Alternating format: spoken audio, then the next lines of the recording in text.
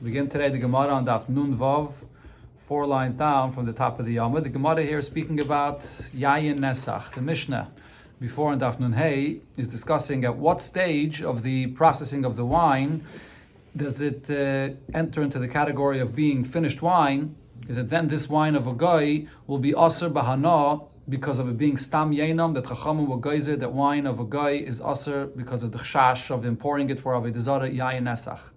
Okay, so the Gemara quotes, it said in the Mishnah, Ve'ene oise Yayin Nesach, this wine does not become Yayin Nesach, at sheyered l'boy, until that wine that's pressed in the wine press, it drips down or it flows down, and it goes into a funnel that takes it into a boyer, into a pit or into a cistern. There is when it becomes Yayin Nesach. Okay, so the Gemara asks if it's Vahatanya, or it should really be Vahatanan. There's a Mishnah, and this is a Mishnah that speaks about the halachas of Maisris. And the Mishnah says, Yayin Mishayikfeh. At what point is wine fit for taking Maisris? Meaning that it's complete, it's finished wine. The halacha b'chlal regarding Meiser is that by grain, by produce, that if it's not yet a Gemar Malacha, if it's not done yet, then you could eat from it temporarily.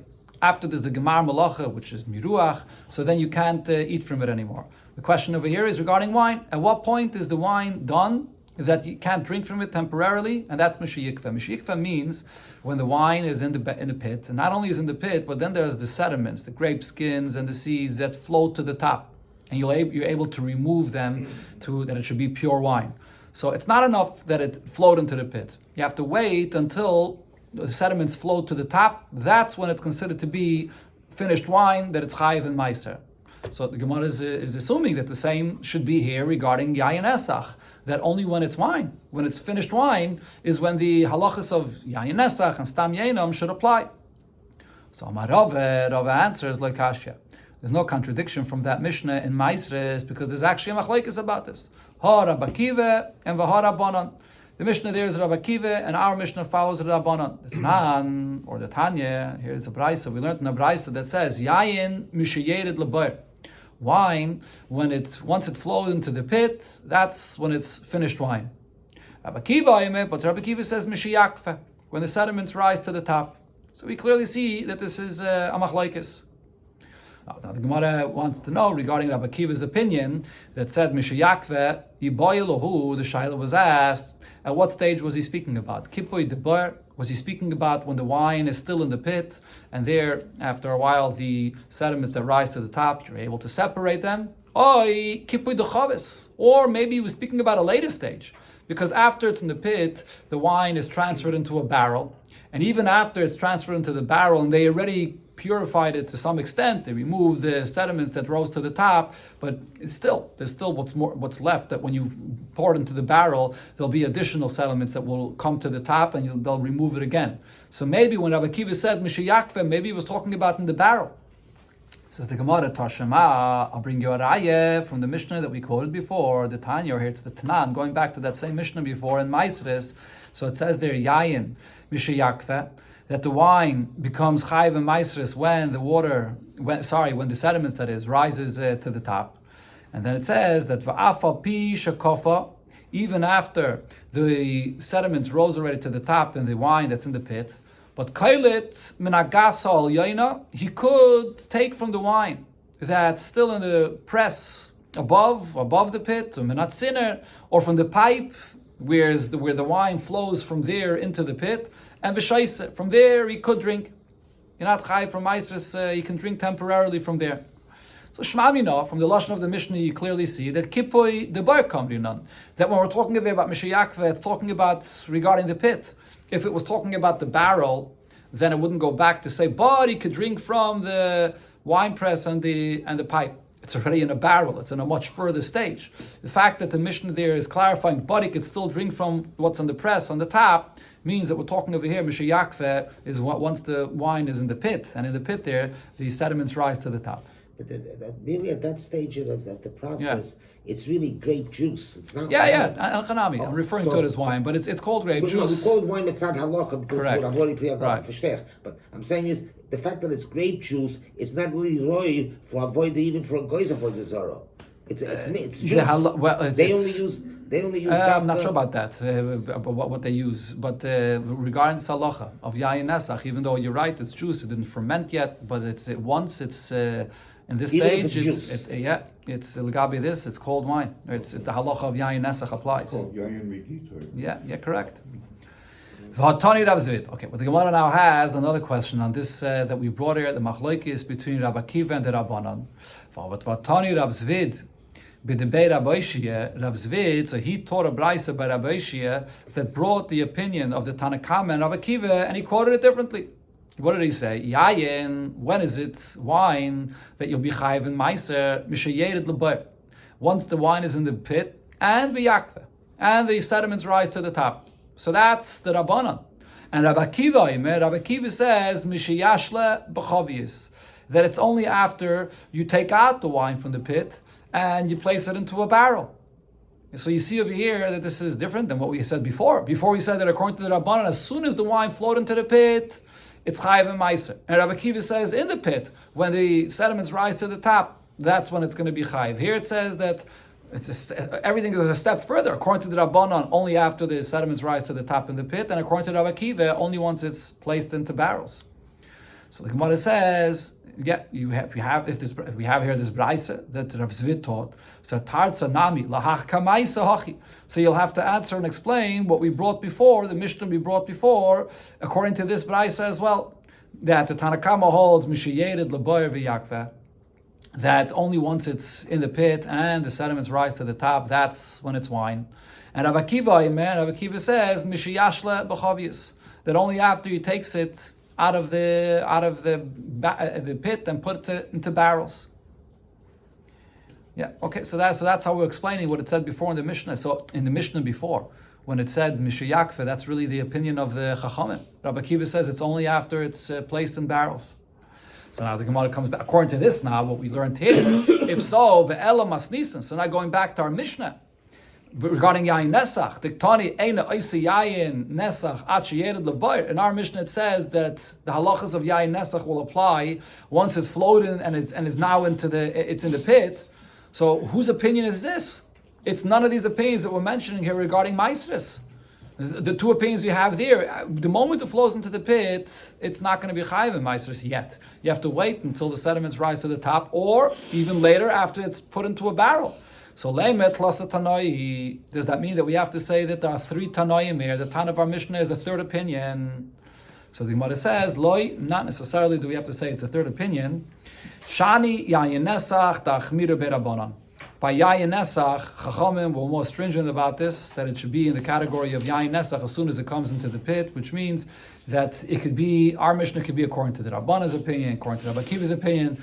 There, when they say that it's either when the sediments rise to the top or when it's placed into the barrel, that's regarding maestris, when it's considered to be a finished product of wine. But regarding yayin nesach, the Chachamim were more machmer. Now the Gemara concludes and says, however, according to Rava was the one here that asked this question, this whole stira from our Mishnah to the Mishnah in Maestris. So Rava brought this comparison and asked if there's a contradiction here. So Rava does not hold of this kind of distinction. Rava in the beginning said that it's a machlokes. Our Mishnah is Rabbanon and the Mishnah there is Rabbi Akiva. So Rava didn't hold this of this distinction. So according to him, we'll have to say Maikile Katlasa Tanoi. We'll have to say that our Mishnah is a third opinion. The halachas of Maestris and Yayin Nesach is the same. And here in our Mishnah, we see a third opinion that as soon as it is in the pit, it's going to become Asr for Yayin Nesach, and also going to be in the category of wine for Maestris as well. So it's a third opinion.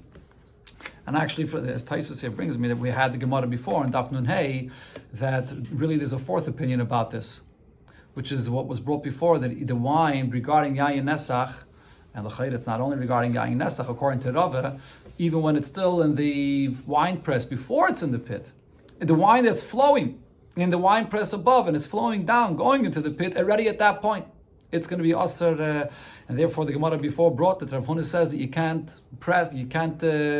join a guy and be hired by the guy to press the wine in his wine press, because already at that point when the wine is flowing there, even before it's in the pit, it'll be asr already.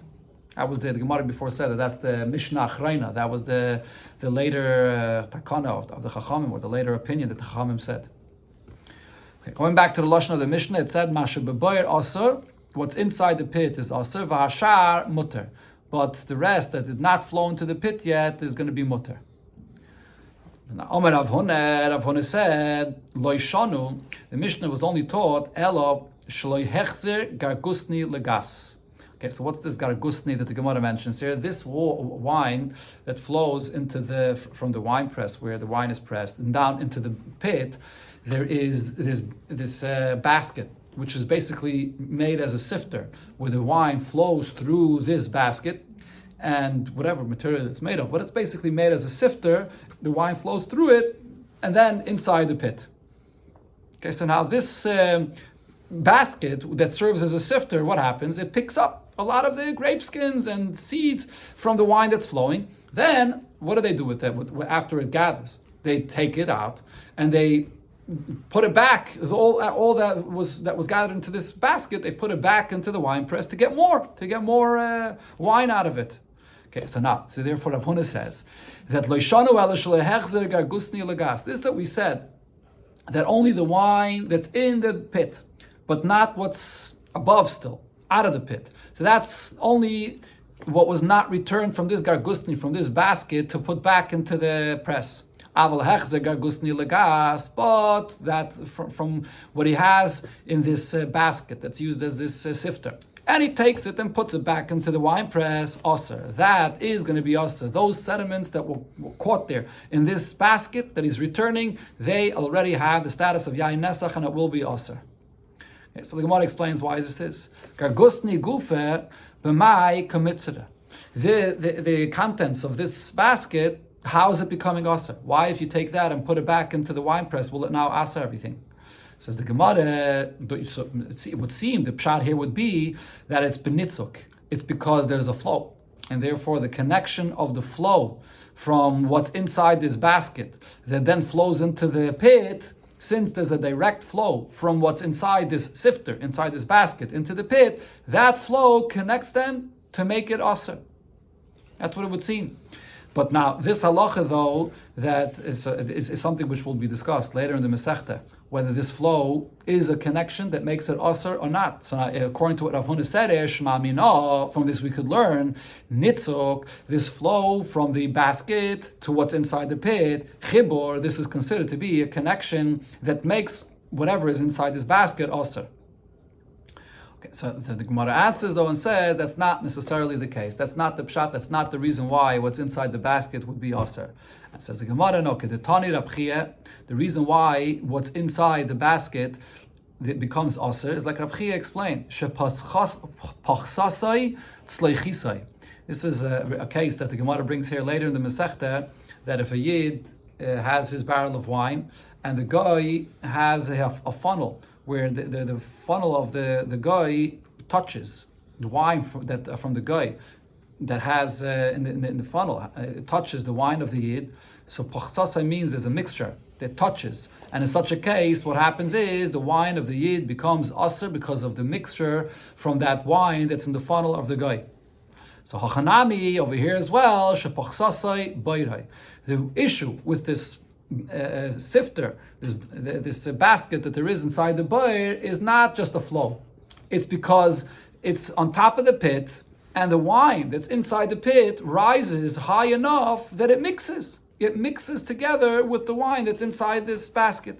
And because of that mixture, it's a taruvis of the wine inside the barrel, which is already in the level that it could be yayin nesach.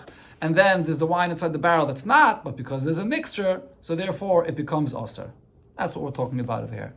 Okay, so the main chiddush of what the Gemara is saying over here, as the Rishonim explain this, is the concept of taruvis, the wine that's mixing. There would be a svara to say, you would think maybe that the wine that's inside the basket and the wine that's inside the pit are of two different qualities of wine. And therefore if they mix, so then it's not the same min. And what's the halacha? Anytime you have a mixture which is not min b'mina, if it's not the same kind, so then it becomes bottle. The wine in the pit is much more than that little wine that's inside the sifter, inside this basket. It should become bottle. So what the Gemara here is saying is that when the level of the wine that's in the pit rises high enough that it mixes with the wine inside the basket, it's the same min of wine. It's considered to be the same min of wine, and therefore it all becomes min b'mina. It does not become bottle, and it becomes aser. That's the main chiddush of the Gemara. And therefore the Rishonim say that who's speaking over here? This is Rav Huna. Rav Huna is the same Amayre that said before on Daf Nun Hey that the Mishnah Achrayna, as I mentioned before, the Mishnah Achrayna says that the wine becomes aser not only when it flows into the pit. The wine is aser even before, when it's still on the top, in the gas, in the press. So this whole halacha that Rav Huna is saying here has no relevance today, because we follow the Mishnah Achrayna that says that the wine is anyways aser when it's before, inside the gas, inside the wine press. But the relevance of the halacha that Rav Huna is saying here is regarding this halacha of taruvis, that when you have this mixture, this kind of mixture will aser it. And from here you could learn regarding this halacha of taruvis, of this yayin, that it becomes aser. It does not become bottle. Okay, now the Gemara brings an incident that happened, or an interesting thing here regarding this halacha. Hahu Yenuke, there was this child, this young child, the Tana Avodas Kechavim. He learned the whole Masechta Avoda Zara b'shis shani, at the age of 6 years old. So he was a baki in the halachas of Avoda Zara. So Ba Minei, they asked him the shaila, Mao lidroich moev kechavim bagas. Is a yid allowed to join a guy or work for a guy in pressing the wine in his wine press? Amalahu. So the child answered, Doichin moev kechavim bagas. You're allowed to press the wine with the guy in his wine press. But the question they asked him is, but based on what we learned before here, but this guy is using his hands to press the wine, and therefore there's the halacha of yayin nesach applies at that point already. The reason for this is Rashi brings that this is going back to this point that I just mentioned before, Rav Huna. Rav Huna is the one that explained before that we follow the Mishnah Achrayna that says that even the wine that's still in the wine press, before it flows into the pit, it's already aser at that point. It has the status of wine, and therefore a stam yayin of a guy would be aser. The guy at that point, it already is a finished wine. So therefore, if the guy at that point pours it for the sake of Avoda Zara, it would be aser. Therefore, already at that point, it's included in the Gezeira of Chachamim, that it's stam yayin of a guy that's aser. You're not allowed to have enough from it. So how could a yid work with a guy in his wine press? So the answer is, the child explained that he didn't mean it would always be mutter. If you want to work with a guy in his wine press, so you're going to have to tie his hands behind his back. So he can't pour any of the wine with his hands for Avoda Zara, so then you could work with him. In fact, the Gemara, how does it help to tie his hands behind his back? But his feet are still available. He can use this wine and pour it with his feet for Avoda Zara. So once it's in the status of being wine, fit as wine to be poured as yayin nesach, so then it should be aser if it's possible for him to pour this wine with his feet for Avoda Zara. So the Gemara answers, Nisach de regel, lo yishmei nisach. The pouring of wine for Avoda Zara with the feet is not called a nisach, because that's not, the Goyim would not do that for the Avoda Zara, because it's degrading. It was only done by hand. So with the feet alone, it's not shaykh to this category of yayin nesach. So if a yid wants to work with a guy in his wine press, the guy has to be ready to have his hands tied behind his back. If he's ready for that, then he could have the yid work with him. Okay, the Gemara brings another story. Ahu Ovde, there was such a kind of case. The Hava ben Nerda, which was in the city of Nerda, the Dashu Yisrael v'Ovid Kechavim la'ahu chamra, that a yid and a guy, they were working together in this wine press of a guy. Now, the case here was like the case that we just spoke about, that the guy had his hands tied behind his back. So the guy can't pour it with his hands, he could only pour with his feet. So according to what we said, it should be mutter. But now this shaila was brought to Shmuel. V'shiyeh Shmuel klasa rigli. Shmuel waited 3 yomim tovim until he gave an answer.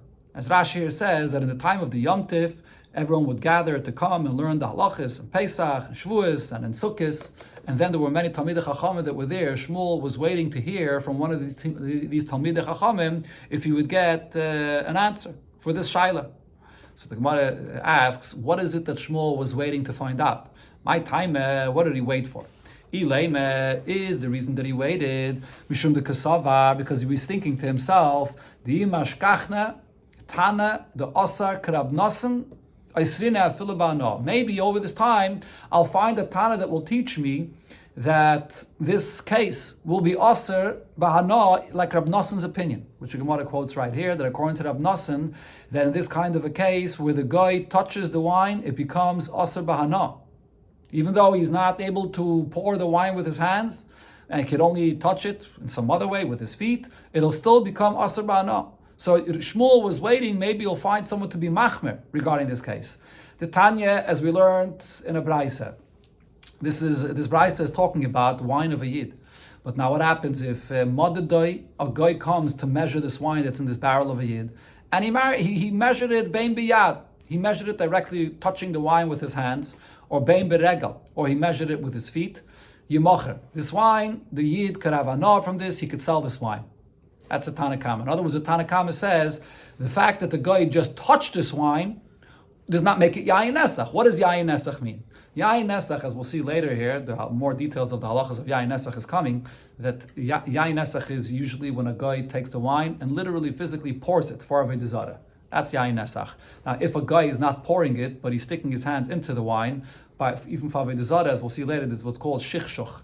When the guy he shakes his hands or he splashes his hands in the water or he's stirring it or he's splashing his hands inside of the Yayin Nesach. That's also going to be Aser. But then there's touching. If the guy over here, he's putting his hands in to measure the wine that's inside this barrel. He's putting it in his hand or his foot, he's just touching it.